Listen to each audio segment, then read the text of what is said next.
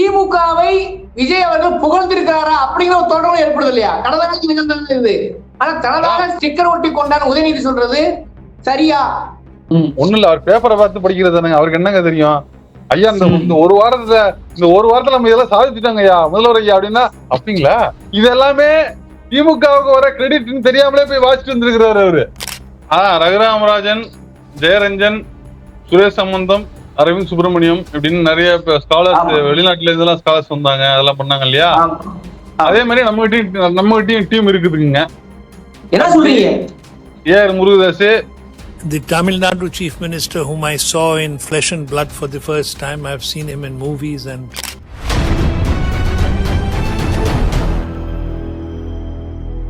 அறக்கழகம் பார்வையாளர்களுக்கு வணக்கம். இன்று நாம் சந்திக்கிற மிக முக்கியமான அரசியல் விமர்சகர், ஊடகவியலாளர் திரு சத்யா அவர்கள். வணக்கம். குறிப்பா இன்னைக்கு நிதி ஆயோக் கூட்டத்தில் இன்றைய சிஎம் திரு ஜோசப் விஜய் அவர்கள் சில கருத்துக்களை கூறியிருக்கிறார். அதாவது நாட்டிலேயே பாத்தீங்கன்னா 2வது வளர்ச்சி பெற்ற மாநிலமாக இருக்கிறது. 1.5 ட்ரில்லியன் அடுத்து 35க்குள்ள ஒரு இலக்குன்றத சொல்லியிருக்காரு. அதை குறிப்பா அங்க உள்ள ஒரு NIT நிருபர் அசோக் குமார் லகரிங்கிறவர் பாராட்டி பேசியிருக்கிறாரு. உண்மையிலே வியப்பாக இருக்குன்றிருக்காரு. I was very impressed when he said, if I'm quoting him right, that Tamil Nadu wants to grow to a $1.5 trillion economy by 2035. Apart from that, my colleagues will tell you what he asked about, and so I will stop there. இது இன்னைக்கு இந்தியாவிலேயே பேசும் பொருளாக இருக்கிறது. அவர் சொன்னதுல மாற்றினத்துல உண்மைங்கிறதுல யாரும் கேக்குதா தோழர்? கேக்குது. அதான் சொல்றேன். அது என்னன்னா, அது வியப்பு இல்ல பிளஸ் நடந்திருக்கிறது. இது வியப்பு இல்லைங்கிறதுனா அந்த வளர்ச்சி பெற்றுக்கிறது உண்மைதான், அதை மறுக்க முடியாதுல்ல. ஆனா இதுக்கு எதிராக இன்று எதிர்க்கட்சி தலைவர் உதயநிதி அவர்கள் கடுமையான விமர்சனத்தை வைத்து திடீரென்று ஒரு அறிக்கை விட்டிருக்கிறார். அந்த அறிக்கையில் பல்வேறு கேள்விகளை கேட்டிருக்கிறார். இந்த ஒரு மாதத்தில இந்த சாதனை செய்தீர்கள், கடந்த 5 ஆண்டுகளில் செய்த சாதனை அல்லவாது, இதை பேசுறதுக்கு உங்களுக்கு ஏதாவது தகுதி இருக்கின்ற மாதிரியான துண்ண ஒரு அறிக்கை விட்டிருக்கார். அறிக்கை நீங்க படிச்சிருப்பீங்க. முதற்கடமை எப்படி பாக்குறீங்க? அது என்ன சொல்றது, இதுதான் அயோக்கியத்தனம்னு சொல்றது. நம்ம என்ன சொல்றோம்னா இதைத்தான் சொல்றோம். இவங்க ஸ்டிக்கர் ஒட்டிக்கிறது, மாத்தி மாத்தி பேசுறது, எந்த நேர்மைத்தன்மையும் இல்லாத ஒரு அயோக்கியத்தனமான ஒரு கும்பலாக இருக்குது அப்படின்னு நம்ம தொடர்ந்து சொல்றதுக்கான காரணம் என்னன்னா இதுதான். இப்ப போயிட்டு போன ஆட்சியில் நடந்ததுக்கு இந்த ஆட்சியில போயிட்டு பெருமையா சொல்றாரா? இதே மாதிரி போன ஆட்சியில மருத்துவத்துறைக்கு ஒரு அவார்டு கொடுத்தாங்க. அவரு ஒரு பதவி ஏத்த 4-5 நாள்ல வாங்கினாரு. சரிங்களா? அதான் சொல்றேனே, இவர் போன ஆட்சியில ஸ்டாலின் அவர்கள் செஞ்ச சாதனைய அவர் அறுவடை பண்ண முடியாம அது எல்லாமே இவங்களுக்கு வரப்போறதுதான். ஓகேங்களா? இதுதான் அயோக்கியத்தனம்னு சொல்றோம். இப்ப எலெக்ஷனுக்கு முன்னாடி எப்படி இந்த பாலியல் வல்லுறவு சட்டம் ஒழுங்குன்னா பேசிவிட்டு இப்போ அது திமுக தான் காரணம், திமுக காரன் எவனாவது ஒருத்தன் செஞ்சான்னா இது திமுக வளர்த்தெடுக்குது, திமுக தான் காரணம்னு சொன்ன இதே கும்பல் இன்னைக்கு என்ன சொல்லுது? இல்ல தனி மனித ஒழுங்கு அப்படின்னு அப்படியே ஒதுங்கிக்கிறாங்க. எந்த அக்கௌண்டபிலிட்டி கிடையாது, எந்த பொறுப்பு தன்மையும் இல்லாம குற்றம் வரும்பொழுது அதை தள்ளி விடுறதும், அவார்டு கொடுக்கும் போது அதுக்கு பரிசு கொடுக்கும் போது அது ஏத்துக்கிறது இருக்குல்ல, இது அயோக்கியத்தனமான விஷயம். நேத்து இப்படிதான் அந்த பையன் பிரக்யானந்தா செஸ் விளையாட்டுக்கு போயிட்டு ஓகேங்களா, செஸ் விளையாடுறாப்புல அது ஒரு டிராமா ஆக்கியிருக்காங்க. இதை பிளான் பண்ணி தான் எடுத்திருக்கிறாங்க. ரைட், ஓகே, அது ஒன்றும் தப்பு கிடையாது, ஒரு சின்ன பண்ணு பண்ணிக்க வேண்டியதான். அதுல அயோக்கியத்தனமான வேலை என்ன அப்படின்னா, அந்த பையன்கிட்ட 2 ஸ்டேட்மெண்ட் வந்துருக்குது. எப்படின்னா, ஆதவர்ஜுன் என்ன சொல்றாப்புல, அண்ணன் பையன் வர்றான்னு நான் செஸ் போர்டு எடுத்துட்டு வந்துட்டாப்புல, அண்ணன் தயாரா வந்துட்டாப்புல, பையன் வரான், நம்ம அவர் கூட ஒரு விளையாட்டு வீரர் கூட நம்ம சேலஞ்ச் பண்ணுவோம் அப்படின்னு எடுத்து வந்துட்டாரு அப்படிங்கிற அடிப்படையில ஆதவர்ஜுன சொல்றாப்புல. ஆனா அந்த பையன் என்ன சொல்றாப்புல, பிரக்யானந்தா, என்ன வரும்போதே நீங்க அந்த உங்க பாக்ஸ் எடுத்து வந்துருக்க தம்பி அப்படின்னு சொன்னதாக அவரு சொல்றாப்புல. எதுக்கு இந்த புத்தி எதுக்குன்னு கேக்குறேன். இது அல்ப புத்தி இல்லையா? இது நான் சொன்னதெல்லாம் சின்ன சின்ன மாடல் தான். இன்னும் இது மாதிரி நிறைய வரப்போகுது. இந்த மாதிரியான ஐடியாக்களை கொண்டுதான் அவங்க இந்த ஆட்சியை ஜெயிச்சிருக்கிறாங்க. இந்த ஓட்டு வாங்கினது முழுக்க காரணம் என்னன்னா, இந்த மாதிரியான பொய்களை கட்டமைத்து தான் அவங்க ஆட்சி பின்பற்றி இருக்கிறாங்க. இப்ப ஸ்டாலின் அவர்கள் அந்த ஆட்சிக்கு உண்டான அந்த எந்த வெகுமதிப்பு எல்லாமே இப்ப ஸ்டாலினுக்கு போக போகுது. ஓகேங்களா? இப்ப ஒண்ணும் இல்ல, அந்த கூட்டத்துல போயிட்டு அந்த ஆபீசர் சொன்னீங்களா யாரோ ஒருத்தர், அவர் அது பாராட்டினதெல்லாம் பிரச்சனை இல்ல. 1.5 ட்ரில்லியன் வந்து அவர் கணக்கு போட்டிருக்காரு, பிரமாதம், பின்னிட்டேல், பேஷ் பேஷ் போங்கோ. அதாவது பிளான் பண்ணிக்கிறதுக்கே அவர் வந்து இப்படி இவ்வளவு பாராட்ட ஆரம்பிச்சாப்ல. ஒருத்தர் இரட்டை இலக்க பொருளாதார வளர்ச்சியை செஞ்சே காமிச்சிருக்கிறாரு.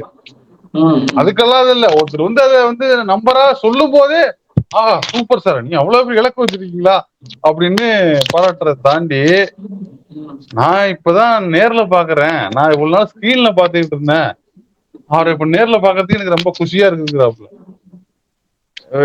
அதாவது கீழே உள்ள எளிய மக்கள், விளிம்பு மக்கள் தான் அப்படி இருக்கிறாங்கன்னு பார்த்தா, ஒரு ஐஏஎஸ் ஆபீசருமே அந்த லெவல்ல தான் இருக்காரு. அப்ப அந்த பிரமிப்பு, அறிவு, இந்த இந்த என்ன சொல்றது, இந்த பகுத்தறிவுக்கெல்லாம் படிப்போ எந்த அளவீடுமே கிடையாதுங்கிறதுக்கு தான் உண்மையான வித்தியாசம்.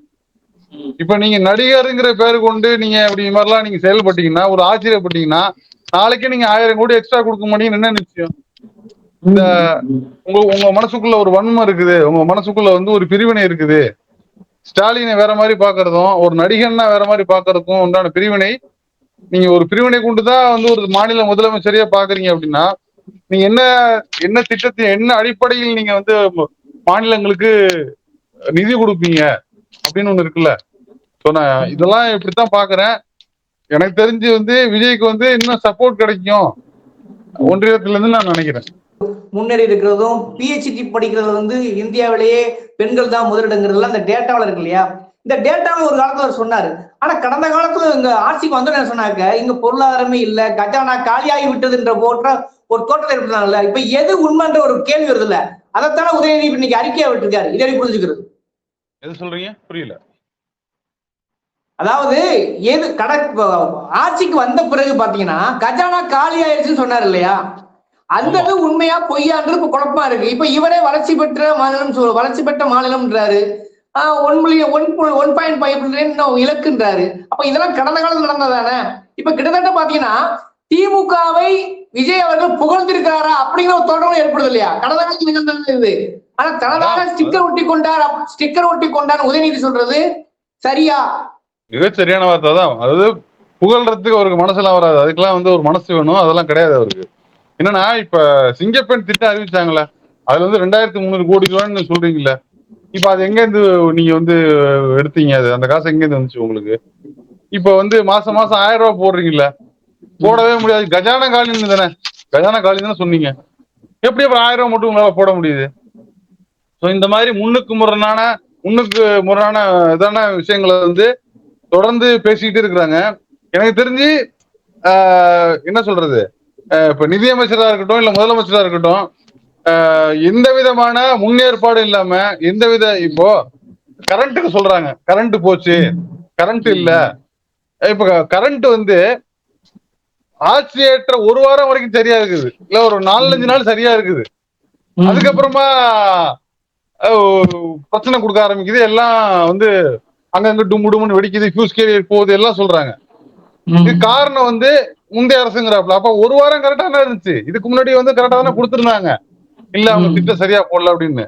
இன்னொரு விஷயம், எங்கேயோ வட மாநிலத்துல ஏதோ ஒரு அரசு வந்து சம்பளம் போட முடியாம தவிக்கிறாங்க 2 மாசமா, 2-3 மாசமா சம்பளம் போடல. அது எங்கன்னு சரியா கவர்மெண்ட் எங்கன்னு தெரியல, வடநாட்டுல, வட இந்தியாவில் நினைக்கிறேன். சாரி, இங்கே பாருங்க, இப்போ இங்க நம்ம செவிலியர்கள் நர்ஸு சம்பளம் போட முடியாம சம்பளம் போடல அப்படின்னு சொல்றாங்க. அப்ப போன கவர்மெண்ட் இந்த மின் தடையா இருக்கட்டும், இல்ல இந்த மாதிரி ஊழியர்களுக்கு சம்பளம் கொடுக்கறதா இருக்கட்டும், எல்லாமே பர்ஃபெக்டா இவ்வளவு கஷ்டத்துல இருந்து அவங்களும் சமாளிச்சுட்டு இருக்கிறாங்க. தனியா யாரும் கொண்டு வந்து காசு கொடுக்கல. இதே டாக்டருக்கு, இதே செவிலியர்ஸுக்கு இதே காசை வச்சு தானே கொடுத்தாங்க. விஜய் நான் விட்டு சொத்துல இருந்து 500 கோடி கொடுத்தாரா, இல்ல வேற யாராவது கொடுத்தாங்களா? பிஜேபி கொடுத்துச்சா? இன்ஃபேக்ட் தனக்கு வர வேண்டிய அந்த 2000 கோடிய வேணான்னு சொன்னாரு, ஒரு திட்டத்துக்காக வேணான்னு சொல்லிதான் இவ்வளவையும் பண்ணாரு அவரு. ஓகேங்களா? இப்போ உங்களுக்கு அதிகாரம் வந்த பின்னும் எந்த புரிதலும் இல்லாம நடந்துட்டு இருக்கிறாப்ல விஜய். கஜானா காலிங்கிறாப்ல, ஆனா புதுச்சேரி வாங்க தெரியுது. கஜானா காலிங்கிறாப்புல பிளைட் தனி பிளைட் போட்டு போறாப்புல. இப்ப இதெல்லாம் கஜானா காலில வரலையா? அப்ப இருக்கிற காசை வச்சு இருக்கிற அந்த கஜானா வச்சு அவ்வளவு சிறப்பான விஷயங்களை ஸ்டாலின் அவர்கள் செஞ்சிருக்கிறாரு அப்படிங்கறத நமக்கு தெரிய வருது. கரண்ட் பிரச்சனையும் இப்ப ஒரு வாரத்துல ஒண்ணும் இங்க எல்லாம் மாறிடாது. ஒரு மாசத்துக்கு முன்னாடி இதே கண்டிஷன் தான் இருந்திருக்கும். அதிகாரிகளை எப்படி வேலை வாங்குவது, அதிகாரிகள்கிட்ட வந்து எப்படி அதை பிரிச்சு கொடுக்கறது, அதுக்கு என்ன அறிவு, அந்த நிர்வாக அறிவு இருக்கணும். அந்த நிர்வாக அறிவு இருந்தாதான் அது திட்டமானாலும் சரி, திட்டத்தை செயல்படுத்துறதுனாலும் சரி, எல்லாத்துலயும் அந்த அறிவு தான் பயன்படும். அந்த அறிவு இனிமே வந்து விஜய்க்கு பள்ளி இழிக்கும் அப்படின்னு தான் அவன் நினைக்கிறோம். அதே மாதிரி இன்னொரு பிரச்சனை இருக்கு. கடந்த காலத்துல வந்து நீட்டு மட்டும்தான் உலகமான கேள்வி கேட்டிருந்தாரு. கடந்த காலத்துல இன்னொரு விஷயம் நடந்தது. நீட்டு மட்டும்தான் உலகமான ஒரு கேள்வி கேட்டிருந்தாரு கடந்த காலத்துல திரு ஜோசப் விஜய் அவர்கள். ஆனா இன்னைக்கு வந்து நீட்டுக்கு தனி விலக்கு கேட்டு பிரதமரிடம் வந்து கோரிக்கை வச்சிருக்காரு. இன்னொரு விஷயம் என்னன்னா, கோயம்புத்தூர் வந்து எய்ம்ஸ் வேணுன்ற ஒரு கோரிக்கை வச்சிருக்காருல்ல, அது நல்ல விஷயம் தானே? எல்லாமே நல்ல விஷயம் தான், கட்டி கொடுக்கணும்ல. ஏற்கனவே கேட்ட ஒரு எய்ம்ஸுக்கு இங்க பதில காணும். இதுல இன்னொரு எய்ம்ஸா போதும்டா சாமிய கேட்டு கேட்டு நமக்கு தொண்டை தண்ணி ஒத்து போய் தொண்டை தான் வலிக்குது நமக்கு. ஓகேவா, அது இருக்கட்டும். இந்த நீட்டு பிரச்சனை இருக்குல்ல, அதாவது விஜய் அவர்களோ இல்ல திமுக தவிர்த்த திமுக கூட்டணி சார்ந்த எதிர்கட்சிகள் எல்லாமே வந்து எள்ளி நகையாடினாங்க. நீட்டு பிரச்சனை வந்தப்ப எள்ளி நகையாடப்பட்டது. அது என்ன, அவங்க வந்தோடனே அவங்க செஞ்சிருவாங்களா, பண்ணிடுவாங்களா அப்படின்னு. சரி செஞ்சிருவாங்க. இப்போ பொதுவா எதிர்கட்சி வந்து ஒரு சவால் விடுதுன்னா அந்த சவாலா எடுத்துக்கிறது தானே எதிர்கட்சி. இப்ப திமுக செய்ய முடியல, நீங்க செய்யுங்க, நீங்க பண்ணுங்க. அத ஏன் போய் ஒன்றிய அரசு கேட்டுட்டு இருக்கீங்க? நீங்க பண்ண வேண்டியதானே. அப்ப அந்த ஸ்டேட்மெண்ட்ட ஒரு சவாலுக்கு கூட போன ஆட்சியில போன அந்த எலெக்ஷன் கேம்பெயின்ல விஜய் பயன்படுத்தவே இல்லை. புரியுதா உங்களுக்கு? அந்த சவாலு கூட சொல்லல. அப்ப அது அப்ப வந்து அவருக்கு அது மேல அக்கறையே கிடையாது, அதை பண்ண முடியாதுன்னு தெரிஞ்சு போச்சு. இப்ப போய் சொல்லிட்டு வர்றதெல்லாம் எல்லாமே ஒரு பமாத்து வேலை, ஒரு சும்மா ஒரு ஸ்டேட்மெண்ட், சும்மா ஏதாவது பேசணுங்கிறதுக்காக பேசுறது. மேகதாதுவை பத்தி ஒண்ணுமே பேசல. நீட்டை சொன்னே எல்லாத்தையும் பண்ணி கொடுத்துருவாங்களா? இது சும்மா ஒரு பேசின போயிட்டு கம்முன்னு உட்காந்துருக்காப்ல. ஓகேங்களா, கம்முன்னு ஏதோ முன்னாடி உட்காந்துருக்கலாம், ஏதோ அவருக்கு கதை சொல்ல வந்தவங்க மாதிரியா ஃபீலிங்கா இருக்கும் அவருக்கு. சரி, இவ்வளவு பேர் கதை சொல்ல வந்திருக்கீங்களா, நான் நடிக்கிறது இல்ல பாப்ப, அந்த ஃபீலிங் தான் இருக்கும். சோ அவரு ஏதோ பேசணுங்கிறதுக்காக தான் பேசுறாப்ல ஒழிய அவருக்கு எந்த திட்டமும் கிடையாது. எப்படிங்க அவருக்கு தெரியும்? சொல்லி கொடுத்தாதானங்க தெரியும். இன்னும் கவர்னன்ஸே தெரியலங்க. தமிழ்நாடு சந்தி சிரிச்சுக்கிட்டு இருக்குதுங்க. டெய்லி சந்தி சிரிக்குதுங்க சட்டம் ஒழுங்குல. ஒரு அன்னைக்கு சொன்ன மாதிரி அதிகாரிகளை வேலை வாங்க தெரியலை. அதிகாரிகள் வந்து யாராவது எனக்கு உடம்பு சரியில்லை, சாரி சார் நேற்று நான் குழந்தைய கல்யாணத்துக்கு போயிட்டேன், சகல விட்டு காது குத்திக்கு போயிட்டேன்னு சொன்னா அப்படிங்களா அப்படின்ட்டு போயிடுவாப்புல இவரு. அந்த அவங்க அதிகாரிகிட்ட எப்படி வேலை வாங்கணும், இல்ல வேற யாரை மாத்தி கொடுக்கணும், இப்படி எந்த நிர்வாக அறிவும் இல்லாம இருந்தா தமிழ்நாடு இந்த சரிவை சந்திச்சுதான் ஆகும், வேற வழி இல்ல. அதனால இந்த எய்ம்ஸ் மேட்ரு, இந்த நீட்டு மேட்ரு, இது எல்லாமே கண் துடைப்பு வேலைதான். அவருக்கு இதை பத்தி எந்த புரிதலும் கிடையாது. கடந்த காலத்துல 2 மில்லியன் 1.5 ட்ரில்லியன் மில்லியன்ங்கிறது வந்து ஒரு இலக்க வச்சிருந்தாங்க. அதுக்கு வந்து ஜெயரஞ்சன், ரகுராம் ராஜன் இப்படியே போன்ற சுரேஷ் சம்பந்தம் போன்ற ஒரு பொருளாதார நிபுணர்கள் வந்து அதை பணியாற்றினாங்க. இப்ப அப்படியான ஆட்கள் யாருமே ஒரு குழுவை எதுவுமே அமைக்கல. அப்ப இந்த 1.5 ட்ரில்லியன் மில்லியன்ங்கிறது எப்படி சாத்தியம், எப்படி இந்த அறிவிப்பு வெளியிட்டாங்க கேள்வி வருது இல்ல, எப்படி புரிஞ்சுக்கிறது? ரகுராமராஜன், ஜெயரஞ்சன், சுரேஷ் சம்பந்தம், அரவிந்த் சுப்பிரமணியம் இப்படின்னு நிறைய ஸ்காலர்ஸ் வெளிநாட்டுல இருந்தெல்லாம் ஸ்காலர்ஸ் வந்தாங்க, அதெல்லாம் பண்ணாங்க இல்லையா? அதே மாதிரி நம்மகிட்டயும் டீம் இருக்குதுங்க. என்ன சொல்றீங்க? ஏஆர் முருகதாஸ், வெங்கட் பிரபு, என்ன அப்புறம் வந்து சிம்புதேவன், பேரரசு, தரணி, இப்படி நம்மகிட்ட டீம் இருக்குது. அவங்கள்ட்ட சொன்னோம்னா மக்களுக்காக சிந்திக்கிங்க தானே, மக்களுக்காக புரட்சி செய்த படம் எடுத்தவங்க தானே, அவங்கள்ட்ட சொன்னா ஈஸியா திட்டங்கள் திட்டிட போறாங்க அப்படிங்கிற மெதப்புலதான் அவர் இருப்பாப்புல. ஏங்க அது வந்து ஒரு 15 வருஷத்துக்கு பிளான் பண்ணி போட்ட ஒரு ஸ்கீம் அது. ஓகேங்களா, தமிழ்நாடு வந்து தெரிஞ்சோ தெரியாமலோ அதாவது திமுக வந்து 10 வருஷம் தமிழகத்தை முன்னாடி கொண்டு போனா அடுத்து 20 வருஷம் பின்னாடி கொண்டு விடுவாங்க. இதே தலையெழுத்து தான் திமுகங்கிற கட்சி வந்ததுல இருந்து இவங்களுக்கு இதே வேலைதான். இவங்களுக்கு எந்த வேலையும் செய்ய மாட்டாங்க. எந்த திட்டத்தையும் எம்ஜிஆர் ஆண்ட அந்த 13 வருஷத்துல எந்த புது திட்டமும் செயல்படுத்தப்படவில்லைங்கிறது ரெக்கார்டு, வரலாறு. அவருதான் பெரிய முதலமைச்சரும்பாங்க, அவருதான் பொன்மா ஜம்பாங்க, பெரிய சேவகரும்பாங்க. எந்த திட்டம் மக்களுக்காக எந்த திட்டத்தையும் செய்யல, பெண்களுக்கும் எந்த திட்டத்தையும் செய்யல. 89ல கலைஞர் வந்துதான் அந்த 13 வருஷத்துல உட்கார்ந்து யோசிச்சவரு பெண்களுக்கு சொத்துரிமை கொடுக்குறாரு. பெண்களுக்கு சொத்துரிமைங்கிறது என்ன தெரியுமா? கிட்டத்தட்ட ஆணுக்கு நிகரான உரிமை கொடுக்குறது. அடுத்தது சுய உதவி குழுக்கள் ஆரம்பிக்கிறாரு. பெண்களோட கையில காசு புலங்கிறது. ஆண்களையும் இப்ப இன்னைக்கு எப்படி 1000 ரூபாய் ஸ்கீம் வருதோ அன்னைக்கு அதை விட பெருசு. அன்னைக்கு எல்லாத்தையும் ஒவ்வொருத்தருக்கும் 10,000 தேவைப்பட்ட அளவுக்கு வங்கியில பணம் எடுத்துக்கலாங்கிற அந்த திட்டத்தை உருவாக்குறாரு. அப்ப இந்த மாதிரி எந்த திட்டத்தையும் எம்ஜிஆர் அவர்கள் செயல்படுத்தவே இல்லை. ஆனால் அவருக்கு பேருதான் சிறந்த முதல்வர், ரொம்ப பெரிய தலைவர் அப்படிலாம் பேசுவாங்க. சோ இந்த 1.5 ட்ரில்லியன்ங்கிறது அது மிகப்பெரிய கனவு. அது 5 வருஷத்துல பண்ண முடியாது. அது கிட்டத்தட்ட ஒரு ஸ்டாலின் அவர்கள் வச்சிருந்த இலக்கே 10 வருஷம். நம்ம அந்த ஆட்சியை 10 வருஷத்துல நம்ம எட்டுவோம் அப்படின்னு அவர் பிளான் பண்ணி வச்சு எல்லாத்தையும் ஒர்க் பண்ணிட்டு போனாரு. இப்ப திரும்ப இவங்க ஆட்சி கைக்கு வந்திருக்குது. திரும்ப 20 வருஷம் பின்னணி விட்டு போடுவாங்க. திரும்ப திமுக ஆட்சிக்கு அதை இன்னொரு 10 வருஷம் கழிச்சுதான் நம்ம பண்ண முடியும் அப்படிங்கிற இவங்க யாருக்குமே அதிர்ச்சியில சொல்லுவாங்களா, எனக்கு ஆக்சிடென்ட்ல புள்ள பிறந்துன்னு சொல்லுவாங்கல்ல, அது மாதிரி ஆக்சிடென்டா ஆட்சிக்கு வந்தவங்க இவங்க. ஓகேங்களா? இவங்களுக்கே அதிர்ச்சியா இருக்குது.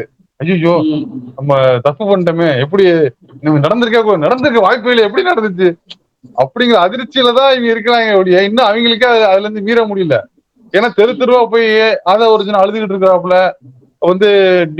டிவிக்கு ஐடிவிங்க அழுவுது, ராஜமோகன் அழுகுறாப்புல, என்ன நிர்மல் குமார் அழுகுறாப்புல, எல்லாரும் அழுதுகிட்டு தாங்க இருக்காங்க. ஒழிய யாரும் வேலையை பார்த்த பாடு இல்லை. அதனால இவங்களே இன்னும் அதிர்ச்சியில இருந்து மீளவே இல்லை அப்படிங்கறதா நம்மளுக்கு இதை காட்டுது. மேல்நிலை பிரச்சனை பற்றி எரிந்து கொண்டிருக்கிறது. ஆனா அது குறித்து விஜய் அவர்கள், குறிப்பாக சிஎம் விஜய் அவர்கள் அங்க எதுவுமே பேசல, மோடிட்ட கோரிக்கை வைக்கிறங்கிற ஒரு குற்றச்சாட்டாக உதயநிதி அறிக்கையில குறிப்பிட்டிருக்காரு.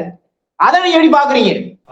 அதாவது அதெல்லாம் என்னன்னே தெரியாதுங்க அவருக்கு, என்னன்னே தெரியாது. நான் எப்படி அவங்கள்ட்ட போய் சண்டை போடுறது? என் ஃபேன்ஸ் கோச்சுக்கோங்க போகல.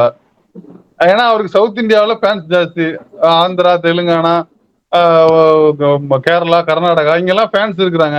என் ஃபேன்ஸ் கோச்சுவாங்க சார், அவங்களை எப்படி நான் பகச்சிக்கிறது இருக்குல்ல? இதுதான் சொல்றேன். நீங்க நடிகனை எந்தவித அரசியல் அறிவும் இல்லாமல், அரசியல் புரிதலும் இல்லாமல் ஒரு ஆளை நியமித்தீங்கன்னா அது எவ்வளவு பெரிய இக்கட்டான சூழ்நிலை கொண்டு போய் விடுமா? இப்படிதான் விடும். எந்தவித எல்லாத்துக்கும் காரணம் அன்புதான் எல்லாமே, இப்படி எல்லாம் நீங்க வசனம் பேசிட்டு எல்லை பிரச்சனையில போய் எல்லை பிரச்சனை, நதிநீர் பங்கீடெல்லாம் போயிட்டு நீங்க அன்புலாம் பேசிட்டு இருக்க முடியாது. அங்க உரிமையை பேசணும். நாங்க தான் கடைசியில இருக்கோம், எங்களுக்கு தான் எல்லாம் வரணும், இப்படி எல்லாம் பிரிச்சு பேசணும். ஆனா நம்ம ஆளுக்கு அவர் நம்ம கிட்டே பேச மாட்டேங்கிறாப்ல, அடுத்தவன் எப்படி பேசுவாப்ல? அண்ணன் தண்ணி போலங்கிற சொந்தக்காரனா இருக்கிற எல்லாம் தெரிஞ்ச நம்ம கிட்டே பேச மாட்டேங்கிறாப்ல, அவங்க கிட்ட போய் என்னத்தை பேசிட்டா போறாப்ல? சோ அவர்கிட்ட நம்ம இதெல்லாம் எதிர்பார்க்கறது சிரமம். இந்த மக்கள் ஏதோ ஒரு என்ன சொல்றது, ஆசைப்பட்டு இல்ல ஒரு விளையாட்டுத்தனமா ஏதோ ஒரு வீடியோ கேம் மாதிரி ஓட்ட போட்டாங்க. எப்படி இப்ப திரும்ப வாங்குறதுன்னு தெரியாம இந்த மின்வெட்டுல எல்லா ஏரியாவிலயும் அழுகுறாங்க. லிட்டரலி மும்பைல ஒரு பொண்ணு அழுகுது. மும்பைல பிஜேபி ஆளுது. ஓகேங்களா? ஒரு பொண்ணு தலவாணி எடுத்துட்டு நேரா இபி ஆபீஸ் போயிருச்சு. நான் தூங்கணும், இங்க இடம் கொடுங்க, எனக்கு கரண்ட் கொடுங்கன்னு போயிருச்சு. மகாராஷ்டிராவில இங்கேயும் தெருவா எல்லா ரோட்லயும் அதான் நடந்துகிட்டு இருக்குது. ஓகேங்களா? இத ரசிப்பாங்க. இதையும் திமுக மேல தூக்கி போடுறது, இத ரசிக்கிறது. இப்ப விஜய் அவர்களுக்கு ஓட்டு போட சொன்னார்ல, மாமா, தங்கச்சி, அக்கா, பெரியம்மா, சிஸ்டி, அந்த மாமா அந்த அந்த குழந்தைங்க தான் நீங்க ரோட்ல நிக்குது. அந்த குழந்தைங்க தான் நீங்க தூங்க முடியாம ரோட்ல நிக்குது. இவருக்கு ஓட்டு போட்ட அந்த தங்கச்சிமார்கள், அக்காமார்கள் தான் நீங்க ரோட்ல அழுகுறாங்க. நீ யாரு கேக்குறா? உங்களுக்கு யாரு கேக்குறா? போன ஆட்சியில இந்த மாதிரி எங்கேயாவது போராட்டம் நடத்தி பாத்திருக்கீங்களா? இது நடந்துச்சா? அப்படியே போராட்டம் நடந்தா கூட இந்நேரம் எத்தனை அமைப்புகள் போய் அங்க நின்னு போராடி இருக்கணும். கம்யூனிஸ்ட் அமைப்புகளோ இன்னும் இயக்கங்களோ போய் சேர்ந்துக்கிட்டு பண்ணிருப்பாங்கல்ல. இந்த துப்புரவு தொழிலாளர்கள், துப்புரவு பணியாளர்கள், சம்பள பிரச்சனையில எவ்வளவு இயக்கங்கள், எவ்வளவு பிரச்சனைகள் போய் நின்றுட்டு அவங்க எல்லாம் போராடிட்டு இருந்தாங்க. இப்பெல்லாம் யாரையுமே காணுமேயே. இந்த மருத்துவர் பிரச்சனை, செவிலியர் பிரச்சனையில எந்த இயக்கமும் வரலையே. எதனாலன்னு கேக்குறேன். அப்ப இது எல்லாமே வந்து ஒரு சார்பாகவும் ஒரு மக்களுக்கு எதிராகவும் இதெல்லாம் எதையுமே கண்டுக்காத ஒரு அரசு தான் இப்ப வந்திருக்குது. மக்கள் விஜய் மேல ரொம்ப அதிருப்தியில இருக்கிறாங்க, ரொம்ப அதிருப்தி ஆயிருக்காங்க. ஓட்டு போட்ட எல்லாருக்குமே ஒரு சீனு ஒரு எண்ணம் வந்துருச்சு. யாரும் வெளில சொல்ல முடியாம வந்து தவிச்சிட்டு இருக்கிறாங்க. அதுதான் இப்போ ரொம்ப உண்மையா இருக்குது. நம்ம ஸ்டாலின் அவர்கள் சொன்ன மாதிரி இது 6 மாசம் தாங்கம்மா 3 மாசம் தாங்கம்மான்னு உங்களுக்கு தெரியல. பார்ப்போம் மக்கள் எல்லாம். ஏன்னா போற போக்க பார்த்தா ரொம்ப கடுப்பாயிட்டாங்கன்னா சொல்ல முடியாது, என்ன பண்ணுவாங்கன்னு சொல்ல முடியாது. இவர் ரொம்ப ஜாலியா ஹாயா போறது வர்றது, வந்து நான் இங்க தங்கலாமா அங்க தங்கலாமான்னு முடிவு எடுக்கிறது, இப்படி அதாவது ஹனிமூன் பீரியட் என்ஜாய் பண்ணிட்டு இருக்கிறாப்ல. இவருக்கு ஹனிமூன் பீரியடு, மக்களுக்கு இது வந்து அப்படி இல்லையே. மக்கள் வேவுறானே. குறிப்பா இப்ப நடந்த அந்த நிதி ஆய்வுக்கூடத்துல இறுதியா வந்து முதல்வருடைய பேச்சை எப்படி புரிஞ்சுக்கிறது? ஏன்னா இப்ப கூட மக்கள் என்ன பண்ணாங்க, முகமூடி அணிந்து கொண்டு வந்து நம்மளை காப்பாற்ற வருவார்னு ஒரு பெண்மணி இப்ப கூட பேசிட்டு இருக்காங்க. இதுவும் இருக்கு. இப்ப இந்த பேச்சையும் இந்த மக்கள் நம்பிக்கை எப்படி புரிஞ்சுக்கிறது நம்ம? இல்ல அவரு 2 விஷயம் தான். ஒண்ணு ஒரு மக்களை ஏமாத்துறாரு, ஓகேங்களா, அதை வந்து வெளியே தெரியாம பாத்துக்கிறாரு. இன்னொன்னு திமுக அரசு முன்னாட்களில் அந்த போன 5 வருஷத்துல செஞ்ச சாதனைகளை, ஓகேங்களா, அதை வந்து மறைச்சிட்டு இல்ல தெரியாமலோ ஒண்ணு இல்ல, அவர் பேப்பரை பார்த்து படிக்கிறது தானங்க. அவருக்கு என்னங்க தெரியும்? ஐயா இந்த ஒரு வாரத்துல நம்ம இதெல்லாம் சாதிச்சுட்டாங்க ஐயா முதல்வர் ஐயா அப்படின்னா, அப்படிங்களா அப்படின்ட்டு இது எல்லாமே திமுகவுக்கு வர கிரெடிட் தெரியாமலே போய் வாசிட்டு வந்திருக்கிறாரு அவரு. புரியுதா? பேப்பர் பார்த்து படிக்கிறவர் தானே. அன்னைக்கு சிங்கப்பெண் திட்டத்துல எல்லாரும் வராங்க, ரைட், ஓகே, சூப்பர், கரெக்டா. இப்ப நம்ம இப்படிதான் செக் பண்ணுவோம், கீழே இழுத்து விட்டு பார்ப்போம், இப்படிப்போம், எல்லாம் பண்ணுவோம்ல. நம்மளாலே கோட்டை திறந்து ஏதோ செக் பண்றாப்ல, பேப்பர் சரியா இருக்கான்னு பாக்குறாப்ல. பேப்பர்லாம் இருக்குதா, எல்லாரும் பேப்பர் கரெக்டா வச்சிருக்கீங்களா? சோ அவரு பேப்பரை பார்த்து படிக்கிறவரு. பேப்பர்ல என்ன இருக்கு எதெல்லாம் அவருக்கு தெரியாது. சட்டமன்றத்திலே ஒரு பஞ்சு டயலாக உதயநிதி அவ்வளவு நேரம் பேசுனதுக்கு 2 லைன் யாரோ எழுதி கொடுக்கறது லேட் ஆயிடுச்சு, ஓகேங்களா. இது குதிரை பேர அரசு இல்ல, இது குதிரை வேக அரசு அப்படின்னு பஞ்ச முடிச்சுட்டு போனாப்ல. அதனால பேப்பரை பார்த்து படிக்கிறவருக்கு இது தன்னாட்சியா என்ன ஆட்சியா போன ஆட்சியாலாம் அவருக்கு தெரியாது. அவர் வந்து ஒரு பொம்மை, ஓகேங்களா, ஒரு பொம்மை அரசு அது. நம்ம எப்படி சொன்னாரு பாருங்க, நம்ம சுகி சொன்னார்ல, தமிழ்நாடுக்கு விஷம் குடிச்சிருக்குது, ஓகேங்களா. இந்த விஷத்தை நம்ம எல்லாம் சேர்ந்துதான் எடுக்கணும். அதனால இந்த பொம்மை அரசு வந்து, இந்த பொம்மை அரசுக்கு எதுவுமே தெரியாது. இது வந்து நம்ம இன்னைக்கு கூட டிடிவி சொல்லியிருக்காப்ல, இன்ஸ்டா 24ஆம் புலிகேசின்னு, இன்ஸ்டா அரசன் 24ஆம் புலிகேசின்னு சொல்லியிருக்காரு. அந்த மாதிரியான ஒரு பொம்மை முதல்வர் தான் இவரு. இவருக்கு என்ன நடக்குது என்ன போகுதுன்னு எதுவுமே தெரியாது, ஓகேங்களா. திமுக நல்ல விளைச்சல பண்ணி வச்சிருந்தது, இவரு வந்து அறுவடை பண்ணிக்கிட்டு ஜாலியா பண்ணையார்த்தனம் பண்ணிக்கிட்டு இருக்காரு. அதுதான் நம்மளுக்கு இதுல இருந்து தோணுது.